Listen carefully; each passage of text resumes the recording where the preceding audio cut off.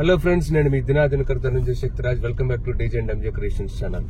So మొత్తానికి OG movie first day first show అయితే చూడటం జరిగింది. సినిమా చూసేస్తే సరిపోదు, ఇదిగో బాధ్యతలు కూడా ఉన్నాయి. ఇప్పుడు ఈ మేడం గారిని డే కేర్ లో వదిలిపెట్టి వచ్చి మళ్ళీ మనం రివ్యూ కంటిన్యూ చేద్దాం. What is this Viha?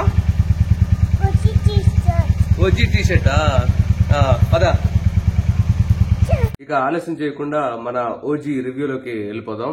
అసలు చాలా ముచ్చటేసింది. థియేటర్ లో కొంతమంది జంటలుగా అండ్ చిన్నపిల్లలు వేసుకుని 2-3 ఏళ్ళ చిన్నపిల్లలు వేసుకుని ఆ థియేటర్ లో కళకళలాడుతూ ఉంటే నాకు నిజంగా నేను ఎక్స్పెక్ట్ చేసినట్లు, నా ఓల్డ్ వీడియోలో చెప్పినట్లు ఇది సెలబ్రేషన్ ఆఫ్ 90s కిడ్స్ లాగే ఉంది.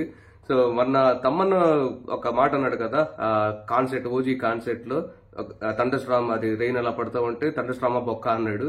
సో నాకు ఈ సినిమా చూసిన తర్వాత అదే అనిపించింది, రివ్యూయా బొక్క. ఈ సినిమాకి రివ్యూలు అవసరం లేదు. జస్ట్ ఆ ఓల్డ్ వింటేజ్ వైబ్ ని ఎంజాయ్ చేయడానికి మీరు ఫ్యామిలీతో 90s కిడ్స్ హ్యాపీగా ఈ సినిమాకి వెళ్ళిపోవచ్చు. అలా అని చెప్పేసి దీంట్లో మైనస్లు లేవని కాదు, ఆ మైనస్లు నేను తర్వాత చెప్తాను. కొన్ని బొక్కలు కూడా ఉన్నాయి సినిమాకి. ఈ ఒక్క సినిమా ఏంటంటే ఈ రివ్యూలకి అతీతం అనమాట. అంటే బాగుందా బాగాలేదని పక్కన పెడితే ఫ్యూచర్ లో నాకు తెలిసి పవన్ కళ్యాణ్ ఫ్యాన్స్ కూడా మళ్ళీ పవన్ కళ్యాణ్ ని ఇలా అయితే చూడరని నేను అనుకుంటున్నాను. ఎందుకంటే ఆయన ఎంచుకున్న దారి వేరు, ఏదో కొంచెం కుదిరింది కాబట్టి ఈ మాత్రమైనా ఈ సినిమా వచ్చింది. అసలు మనం ఈ ట్రైలర్ చూసినప్పుడు కానీ, లేకపోతే పోస్టర్ చూసినప్పుడు కానీ, జనరల్ ఆడియన్స్ లేకపోతే ఫ్యాన్స్ ఏదైతే ఎక్స్పెక్ట్ చేశారో ఆ అన్ని ఎలిమెంట్స్ ఉన్నాయి. చిన్న చిన్న మైనస్లు అంటారా, అవి నేను ఎలాగో చెప్పబోతున్నాను. ఇక దీంట్లో హైయెస్ట్ పీక్ మూమెంట్స్ ఎక్కడంటే నాకు ఆ టైటిల్ కార్డు చాలా బాగా అనిపించింది. ఇంతకు ముందు పవర్ స్టార్ సినిమాలకు కూడా టైటిల్ కార్డ్స్ బాగానే ఉంటాయి, కాకపోతే ఇది మన తమనన్న మ్యూజిక్ తో బాగా మంచి జోష్ ఇచ్చింది అనమాట థియేటర్ లో. మీకు హైయెస్ట్ పీక్ మూమెంట్స్ అంటే title card and Pawan Kalyan కనిపించిన చాలా చోట్ల మన తమన్ కొట్టే బీజిఎం అండ్ ఆ ఇంటర్వెల్ సీన్ ఒకటి, తర్వాత ఇంకా చాలా సర్ప్రైజెస్ కూడా ఉన్నాయి. ఆ సర్ప్రైజెస్ అంటే మరీ ఓవర్ గా ఎక్స్పెక్ట్ చేయకండి, ఎందుకంటే ఇది ఫ్యాన్ బాయ్ మూవ్మెంట్ లాగా సుజిత్ కొన్ని మూమెంట్స్ ని క్రియేట్ చేశాడు. నేనైతే ఒక సర్ప్రైజ్ ని రివీల్ చేస్తాను. జానీ మూవీకి గానీ ఎవరైనా సపరేట్ ఫ్యాన్ బేస్ ఉంటే వాళ్ళకి మాత్రం మంచి కిక్ ఇచ్చే సీన్ ఒకటి ఉంది. అలాగే ఇంకొక చిన్న సర్ప్రైజ్ ఉంది, బట్ అది నేను రివీల్ చేయను. థియేటర్ లో చూసి ఎంజాయ్ చేయండి. అది వేరే ఒక హీరోకి సంబంధించిన కైండ్ ఆఫ్ సీన్ అనమాట. ఇక అంతకు మించి వేరే సినిమాలు లేకపోతే ఇంకా వేరే రిఫరెన్స్లు అయితే ఏం లేవు. ఓన్లీ ప్యూర్ పవన్ కళ్యాణ్ ఆరాని అండ్ ఆ జోష్ ని ఎంజాయ్ చేయడం ఈ సినిమా థియేటర్ లో మనం. ఇక సినిమా జనరల్ రివ్యూ లాగా జెన్యున్ గా మాట్లాడుకోవాలంటే ఇదైతే ప్యూర్ థియేటర్ ఎక్స్పీరియన్స్ ఇచ్చే ఒక మూవీ. సో ఖచ్చితంగా మీరు వెళ్తే లోకల్ సింగిల్ థియేటర్ కి వెళ్ళండి, లేకపోతే కొంచెం మాస్ ఏరియాలో మాస్ థియేటర్ కి వెళ్ళండి. దట్టు మీరు 90s కిడ్స్ లో ఉన్న యాంటీ పవన్ కళ్యాణ్ ఫ్యాన్స్ ను కూడా తోడు పెట్టుకుని ఒక ఫ్రెండ్స్ బ్యాచ్ లాగా వెళ్తే ఇంకా ఎక్కువ ఎంజాయ్ చేస్తారు. ఎందుకంటే అక్కడక్కడ ట్రోల్ చేసే విషయాలు కూడా ఉన్నాయి. సో అప్పుడున్న 90s కిడ్స్ ఫ్యాన్ వార్స్ కొంచెం మజా వస్తుంది కాబట్టి మీరు ఓల్డ్ ఆ వైబ్ ని క్రియేట్ చేసుకోవాలనుకుంటే మీ పాత ఓల్డ్ యాంటీ ఫ్యాన్స్ ని తీసుకొని హ్యాపీగా ఈ సినిమాని ఎంజాయ్ చేయొచ్చు.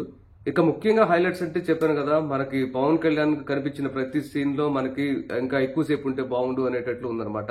ఇక్కడ ఫ్యాన్స్ సిచ్యువేషన్ ఎలా ఉందంటే, మాకు ఈ స్టోరీ ఎన్ని ఏమొద్దు, ఆ పవర్ స్టార్ కొంచెం అట్లా నడుస్తూ తిరుగుతా ఉంటే మన తమన్ వెనకాల బ్యాక్గ్రౌండ్ కొడతా ఉంటే బాగుంటది అన్నట్లు అనిపించింది అనమాట.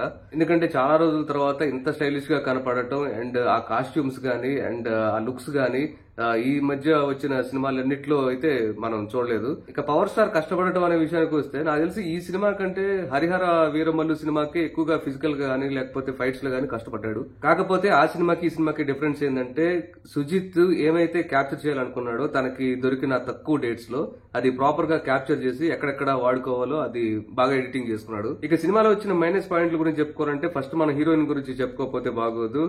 మనం ఈ ట్రోల్స్ లో అండ్ మీమ్స్ లో ఏదైతే చూసి మనం ఏదైతే ఎక్స్పెక్ట్ చేస్తామో ఈ క్యారెక్టర్ ఎలా ఉండబోతుంది అనేది సేమ్ అలానే ఉంది.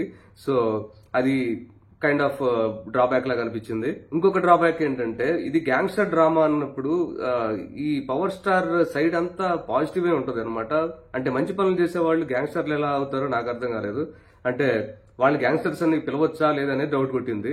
మేబీ ఆయన గ్యాంగ్స్టర్స్ మీద ఫైట్ చేస్తాడు కాబట్టి దీన్ని గ్యాంగ్స్టర్ డ్రామా అన్నారు అనుకుంటా. బట్ ముంబైలో గ్యాంగ్స్టర్ డ్రామా అంటే ఇంకొంచెం ఆ రానెస్ ఉండాలని అనిపించింది నాకు. ఈ సినిమా ఒక గ్యాంగ్స్టర్ డ్రామా లాగా కంటే కూడా ఒక స్టైలిష్ యాక్షన్ డ్రామా లాగా ఉంది.